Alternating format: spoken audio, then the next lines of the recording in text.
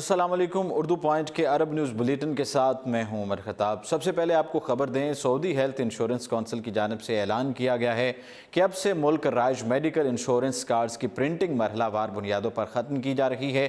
آئندہ سے ان روایتی میڈیکل انشورنس کارڈز کی جگہ سمارٹ موبائل ایپ استعمال ہوگی۔ سعودی اخبار مکہ کے مطابق پہلے مرحلے میں ایگزیکٹو گریڈ اے اور بی کے کارڈز کی پرنٹنگ ختم کر دی جائے گی، جس کے بعد دوسرے مرحلے میں سی کلاس کے کارڈز کی ڈیجیٹلائزیشن کا آغاز ہوگا۔ پہلا مرحلہ 2019 کے اختتام تک مکمل ہو جائے گا۔ کونسل کی جانب سے مزید کہا گیا کہ آئندہ سے کسی بھی شخص کو اپنی میڈیکل انشورنس کی سہولت حاصل کرنے کے لیے طبی ادارے کو اپنا شناختی کارڈ فراہم کرنا لازمی ہوگا۔ گزشتہ کچھ عرصے کے دوران کچھ انشورنس کمپنیوں نے ہیلتھ انشورنس کونسل کو ایسے سینکڑوں میڈیکل انسٹیٹیوٹس کے بارے میں شکایات درج کرائی تھیں جو لوگوں کے نام پر فرضی علاج کے کلیم داخل کر کے لاکھوں درہم کی رقم بٹور چکے ہیں۔ تاہم اب نئے اقدام کے بعد ڈیجیٹل کارڈز کے باعث طبی اداروں کی جعلسازی کا تدارک ہو سکے گا۔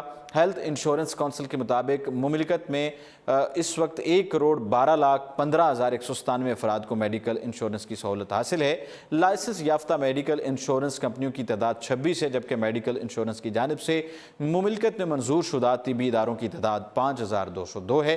واضح ہے کہ سعودی مملکت میں تمام ملکی اور غیر ملکی کارکنوں کے لیے میڈیکل انشورنس کرانا لازمی ہے۔ یہ انشورنس کمپنیاں اور اداروں کی جانب سے اپنے ملازمین کے لیے کرائی جاتی ہیں۔ بات کریں حج کے موقع پر جانوروں کی قربانی پروگرام کے انچارج رحیمی احمد رحیمی نے کہا ہے کہ حجاج کی طرف سے دی جانے والی قربانی کے فریضے کو بہتر انداز میں ادا کرنے کے لیے فیلڈ میں موجود دوسرے اداروں کے ساتھ مل کر کام کیا جا رہا ہے۔ قربانی کے جانوروں کے انتخاب، ان کی صحت اور تندرستی کو یقینی بنانے، جانوروں کو شرعی طریقے سے ذبح کرنے، صحت مند ماحول اور دیگر تمام ضروری شرائط پر عمل درآمد کے لیے مشترکہ کنٹرول روم قائم کیا گیا ہے، جس میں 500 ڈیجیٹل کیمرے نصب کیے گئے ہیں۔ جانوروں کی نقل و حرکت پر 24 گھنٹے نظر رکھی جا رہی ہے تاکہ قربانی کے لیے لائے گئے جانوروں میں کوئی بیمار لاگر ہو تو ایسے جانوروں کو الگ کیا جائے۔ مشترکہ کنٹرول روم میں وزارت داخلہ، خزانہ، بلدیاتی اور دیہی امور، انصاف و قانون، مذہبی امور، حج و عمرہ، ماحولیات اور آبائی وسائل، سماجی ترقی، مکہ معظمہ ڈیولپمنٹ اتھارٹی اور خادم الحرمین حج و عمرہ ریسرچ سینٹر کے نمائندے موجود ہیں۔ سعودی حجاج کرام کی جانب سے قربانی کے عمل کو منظم کرنے اور قربانی پروگرام کی شرائط پر عمل درآمد کے لیے مشترکہ کنٹرول روم قائم کرنے کا مقصد حج سیزن کے لیے وضع کردہ جدید میکانزم پر عمل کرتے ہوئے قربانی کے عمل کو بہتر اور جدید طریقے سے ادا کرنا ہے۔ متحدہ عرب امارات کی بات کریں تو متحدہ عرب امارات کی جانب سے فیملی ویزا کے حصول کے لیے نئی شرائط سامنے آئی ہیں۔ ماضی میں امارات میں مخصوص پیشوں پر کام کرنے والے تارکین وطن ہی اپنے گھر والوں کو بلا سکتے تھے، تاہم اب پیشے کی بجائے تنخواہ کا نظام مقرر کر دیا گیا ہے۔ متحدہ عرب امارات کے ادارہ برائے شہریت و قومی شناخت کی جانب سے امارات میں فیملی ویزا حاصل کرنے کے لیے اعلان کردہ شرائط رکھی گئی ہیں۔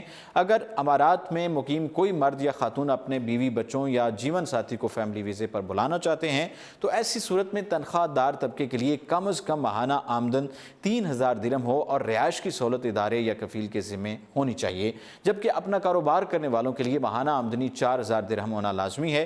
کوئی بھی مرد یا خاتون اپنے 18 سال سے کم عمر بچوں کو اپنے پاس ٹھہرانے کے لیے فیملی ویزے پر بلا سکتے ہیں، البتہ 18 سال سے زائد عمر کے بچوں کو یہ سہولت حاصل نہیں ہوگی۔ فیملی ویزے کے تحت غیر شادی شدہ لڑکیوں کا ویزا بھی حاصل کیا جا سکتا ہے۔ امارات میں مقیم مرد یا عورت کو فیملی ویزا حاصل کرنے کے لیے نکاح نامہ جمع کروانا ہوگا۔ اس کے علاوہ بچوں کے برتھ سرٹیفکیٹ پیش کرنا ہوں گے جو کہ تصدیق شدہ ہوں گے۔ اس کے ساتھ عربی زبان میں ترجمہ بھی منسلک کرنا ہوگا۔ سرکاری اداروں میں کام کرنے والوں کو ماہانہ تنخواہ کا سرٹیفکیٹ دینا ہوگا یا پھر ملازمت کے معاہدے کی کاپی پیش کرنی پڑے گی، جبکہ نجی اداروں کے ملازمین کو آخری 3 ماہ کی بینک سٹیٹمنٹ پیش کرنا ہوگی۔ بیوہ اور متعلقہ خواتین بھی اپنی اولاد کے لیے ویزا حاصل کر سکتی ہیں، تاہم اس کے لیے وہ بنیادی دستاویزات کے ساتھ طلاق نامہ یا شوہر کا وفات نامہ بھی پیش کریں۔ طلاق نامہ یا وفات نامے کی فوٹو کاپی اصل کے ساتھ جمع کرانا ہوگی۔ یہ بھی ثابت کرنا ہوگا کہ بچوں کی پرورش انہی کی ذمہ داری ہے۔ سعودی خواتین کی اگر بات کریں تو گزشتہ 2 سالوں کے دوران بہت سی پابندیوں سے نجات ملی ہے۔ سعودی خواتین بہت سے ایسے شعبوں میں ملازمت کر رہی ہیں جو اس سے پہلے ان کے لیے ممنوع تھے۔ سعودی خواتین لاکھوں کی تعداد میں ڈرائیونگ کرتی بھی نظر آتی ہیں۔ اس کے بعد سعودی خواتین کی جانب سے سائیکلنگ میں بھی دلچسپی کا اظہار کیا جا رہا ہے۔ نیوز العربیہ کے مطابق جدہ سیزن کے ضمن میں ہونے والی اس سرگرمی کے سلسلے میں خواتین کی ایک بڑی تعداد ساحل سمندر کے نزدیک اور جدہ کی تاریخی شاہراہوں پر اپنا سائیکلنگ کا شوق پورا کرتی ہوئی نظر آئیں۔ یہ سرگرمی مقامی خواتین میں سعودی خاتون ہانی سیرفی نے متعارف کرائی۔ انہوں نے بتایا کہ میری بریو سائیکلسٹ ٹیم کا آغاز اس وقت ہوا جب میری بہن نے سائیکل خریدنے کا فیصلہ کیا۔ اس نے سائیکلنگ کے کھیل سے متعلق خواتین کی ٹیموں کی تلاش شروع کر دی تو اسے چند گروپ ملے جو شاذ و نادر ہی سائیکلنگ کی کسی سرگرمی کو انجام دیتے تھے، لہٰذا میری بہن نے خواتین کا ایک گروپ بنانے کا فیصلہ کیا جو مکمل آزادی اور پیشہ ورانہ طریقے سے سائیکلنگ کے کھیل میں خواتین کی شرکت کو یقینی بنائے۔ اس کے بعد جدہ سیزن کے دوران سعودی عرب کے ساحلی شہر جدہ میں خواتین کے گروپ نے سائیکلنگ کا مظاہرہ کیا۔ ہانی کے مطابق سائیکلنگ کے مذکورہ پروگرام میں شریک ہونے والی خواتین کی تعداد 400 سے زیادہ ہو چکی ہے اور اس میں اضافے کا سلسلہ بھی جاری ہے۔ حالانکہ اس گروپ کو تشکیل پائے 3.5 ماہ سے زائد کا عرصہ نہیں گزرا۔ ہانی نے مزید بتایا کہ انہوں نے ٹیم کا یہ نام اس لیے چنا تاکہ خواتین میں سائیکلنگ کے کھیل کے حوالے سے جو خوف کی رکاوٹ حائل ہے اس کو گرایا جا سکے۔ سائیکل کو آمد و رفت کے لیے استعمال کیا جا سکتا ہے اور یہ صحت کے لیے بہت مفید سرگرمی ہے۔ سائیکلنگ کرنے سے یہ ثابت ہوتا ہے کہ کھیل کی سرگرمیوں میں خواتین کسی طور بھی مردوں سے کم صلاحیت کی حامل نہیں ہیں۔ عرب نیوز بلیٹن سے فی الوقت اتنا ہی اور آپ دیکھتے رہیے اردو پوائنٹ۔